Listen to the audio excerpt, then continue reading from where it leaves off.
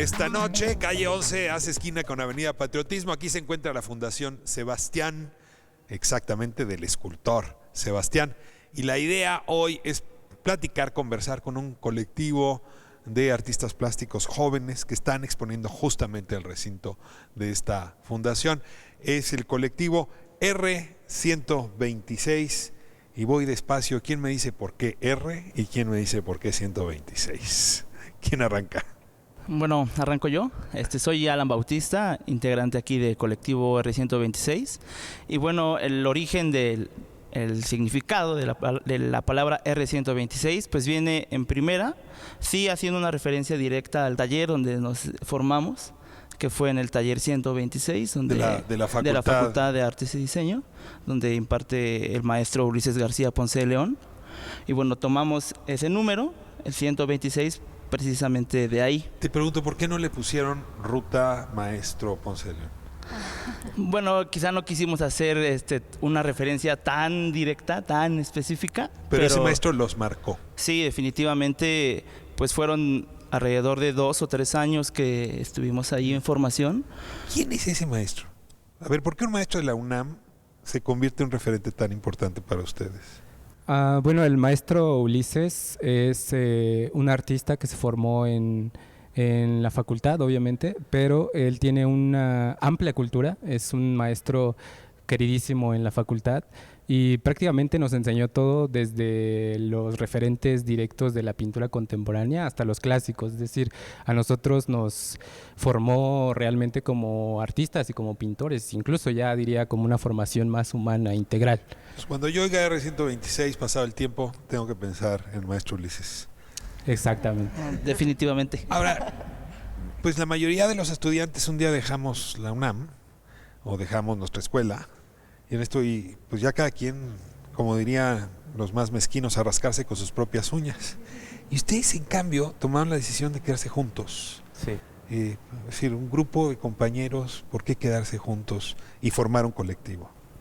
Bueno, yo creo que algo importante es que para generar impacto en un medio cultural, en el campo cultural, es necesaria la acción colectiva. Yo creo que como el artista sujeto, individual ya no funciona. Pues yo creo que no, nunca ha funcionado, yo creo. Yo creo que siempre han sido grupos y movimientos en colectivo los que han generado los cambios culturales. O sea, si pienso en la pintura abstracta o pienso en los impresionistas, siempre es un colectivo el que está jugando. Siempre, siempre. Nunca, yo creo que nunca ha sido en solitario.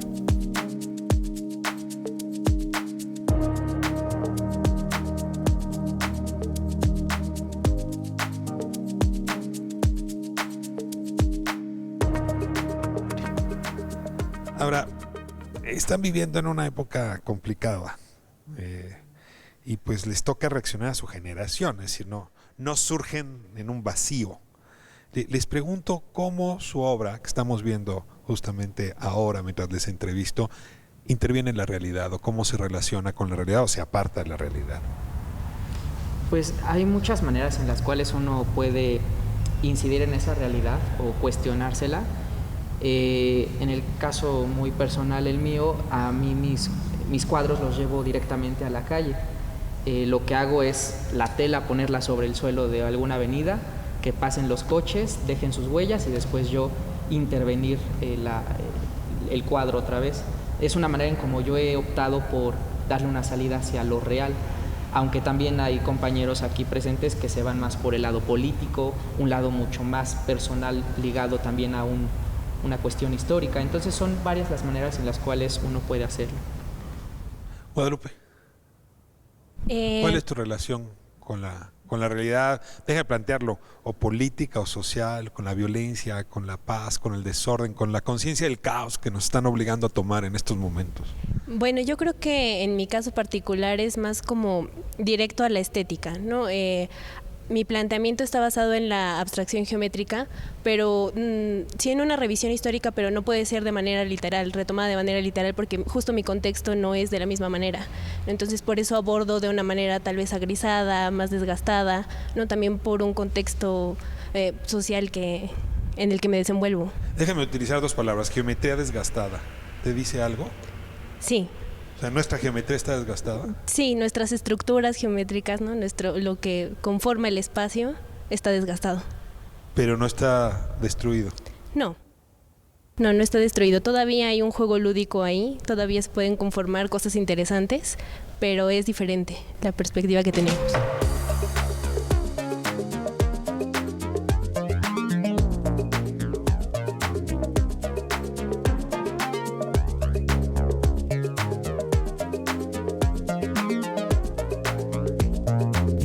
¿Qué además del taller 126? ¿Qué además del azar que hayan estudiado juntos con el mismo maestro les reúne? O sea, ¿hay algo en la producción que se dialoga entre sí? Efectivamente, o sea, el hecho de estar en el taller, el hecho de que se hicieron las piezas en el taller, por lo menos la mayoría de las que se están exponiendo aquí, era eso, era el cuestionamiento de cada proyecto, pero en conjunto. O sea, era desde lo más mínimo, ¿cómo hiciste ese color? Oye, es que no entiendo. O sea, eran esas, siempre estar reflexionando, siempre estar pues al pendiente de nosotros, y creo que por eso también hubo esa unión entre todos. Voy a meterme en la intimidad, Alma. Hay cartas que leía recientemente entre Gauguin y Van Gogh, y uno se esperaría que son cartas de dos amigos, pero no. Se escriben, ya viste tal color, ya viste tal textura, ¿no? Y claro, para los que no somos pintores, tiene algo como sorprendente, sí, que la gente se puede dedicar a hablar de la pintura tal y la mezcla tal. ¿Así se hablan ustedes? Pues sí somos un poco bizantinos en ese sentido, porque es otro lenguaje la pintura. Entonces, mientras más profundizamos en ese conocimiento, en ese campo de, pues sí, es una disciplina. También el lenguaje hablado se vuelve más especializado. Entonces, para hablar de los cuadros sí hablamos de maneras técnicas, pero también en cuanto al contenido discutimos la política, discutimos también la estética, discutimos acerca de nuestra propia intimidad. O sea, en las cartas entre Van Gogh y Gauguin podemos encontrar efectivamente muchos tecnicismos, pero también un contenido cultural, ¿no?, que nos hace como contextualizarnos en eso que estaban viviendo y el porqué de esa correspondencia. Entonces, además de ser pintores, pues seguimos siendo jóvenes que intentan pues ser conscientes precisamente de su propia realidad para expresarla a través de los cuadros.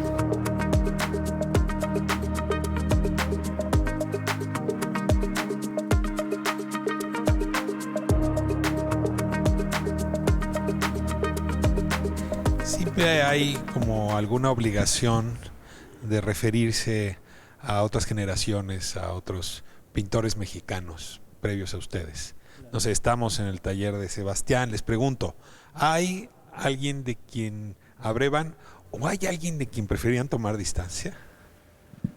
No sé, yo creo que no puedo hablar en general en ese aspecto. Pero a ver tú, ¿qué pintor mexicano te gusta y cuál detestas? Se vale. Bueno, a mí me encanta Gilberto Aceves Navarro, por ejemplo, que él fue maestro, de hecho, de nuestro maestro, entonces sí hay como una influencia ahí muy directa, ¿no? En este sentido como de la visión de la pintura como un problema plástico, ¿no? Como hacer diferentes manipulaciones, ¿no?, de la parte física, ¿no?, de la pintura. Ahora viene la difícil. ¿Y con quién no quisieras tener nada que ver? Nada que ver. Aunque sea un santo y esté en un pedestal, ándale. ¿Tiene que estar vivo? No, claro que no. Puedes ahorrarte ese.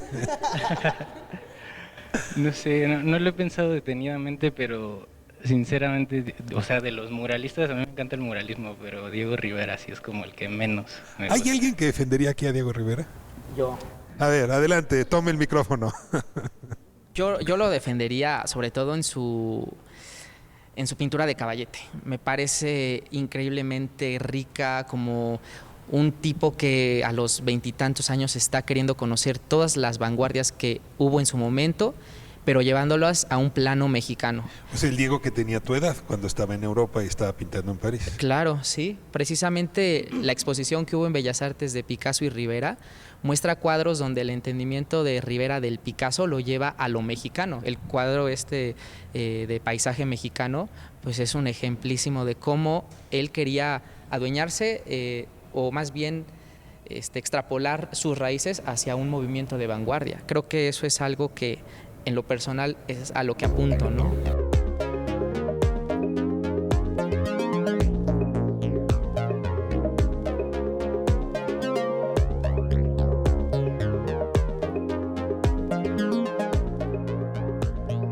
Voy a cerrar con una pregunta muy rara, pero la necesito saber. Ustedes están, como muchos otros artistas, pues participando en el surgimiento del México del siglo XXI. Esto se está moviendo. Yo no sé cómo llamarlo. Transformación, cuarta transformación, lo que ustedes quieran. Hay una oportunidad y hay muchos con el ánimo de creación. Yo les voy a preguntar, ¿cómo aportar para que este siglo XXI sea mejor de lo que hemos visto, sobre todo en los últimos años, desde que ustedes sean chiquitos, digamos? ¿Cómo hacer que el arte no nada más produzca estética, sino produzca comunidad? Y déjenme dejarlo así la pregunta, quien quiera, y con esto vamos cerrando, incluso si tienen varias respuestas, adelante. Pues creemos que justo el papel del arte es criticar, ¿no? Plantear preguntas, no necesariamente respuestas, pero sí plantear a cuestionamientos y que nos permitan una reflexión respecto al entorno, respecto a nuestra vida misma, respecto a cómo nos relacionamos, etcétera. Entonces creo que ese es el papel del arte. Pues a partir de lo que estamos haciendo también nosotros es un posicionamiento histórico. Creo que es muy importante revisar nuestro pasado inmediato, en este caso pues podrán ver que es la pintura ochentera, para precisamente marcar un sentido crítico y no seguir reproduciendo la misma estética que podemos ver en libros, por ejemplo, Vitamin P, que es de pintura, o Vitamin D, que es de dibujo, sino justamente irnos como más atrás, ¿no? Incluso como decía Diego hace un momento, revisar a los clásicos, que ya no se hace.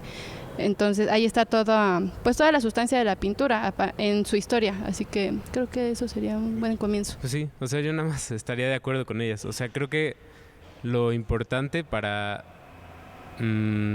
que se impulse el siglo, si lo habías planteado así, es mirar el arte y la cultura desde una posición crítica, porque la mayoría de lo que nos ha llegado es externo y es necesario contextualizarlo y criticarlo. Entonces yo creo que a partir de ahí es que se puede generar, como decía Guadalupe, nuevas preguntas que nos atañen. Yo agregaría también esta cuestión como de generar puentes de diálogo con otros agentes culturales, ya sea poetas, cineastas, gente que realmente le interesa aportar algo a la cultura aquí en México, dada el contexto, ¿no? El contexto en el que vivimos. Me parece muy importante generar esas redes de comunicación, diría yo. ¿Alguien más? Bueno, a mí me gustaría agregar como, digamos, en el acto del pintar, y en esa relación que tenemos con el espectador también, es hacer una producción que no sea de consumo, sino que nos ayude a cuestionar y que el espectador no llegue pasivamente a consumir ese producto visual que se ve, ¿no? Sino que haya ciertas puertas que le ayuden a cuestionarse el porqué de las formas que ponemos específicamente nosotros en nuestros cuadros, ¿no? El porqué del gris de esta Guadalupe, ¿no? El porqué de este uso de la tierra, de la mugre del asfalto, como lo hace Fabián, ¿no? Creo que estos cuestionamientos de la identidad, como lo hace Alma también en sus piezas, es no solo quedarnos con un gusto de las estéticas, sino realmente lo que queremos es cuestionarlas.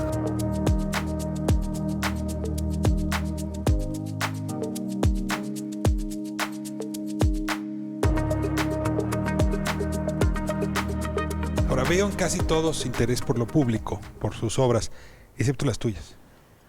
O sea, pareciera como un llamado a lo privado, a lo íntimo, a lo doméstico, desde los materiales y la obra. Déjame cerrar con eso, es decir, utilizar burros de planchar para hacer una obra, sí se requiere astucia. Pues justo yo creo que mi preocupación hasta ahorita, porque las piezas de aquí son de 2017, pero aún las que estoy haciendo hoy, justo tienen una preocupación por lo privado y por lo íntimo y por lo que ocurre en el interior de las casas.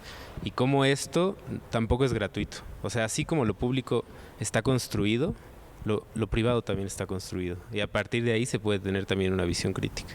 Bueno, con esto cierro esta conversación. Creo que vamos a oír bastante de ustedes en los años que vienen. Les felicito. No solo de quedarse juntos, sino de construir colectivo. Nos convocan a la comunidad. Esto es Calle 11. Regresamos a estudios.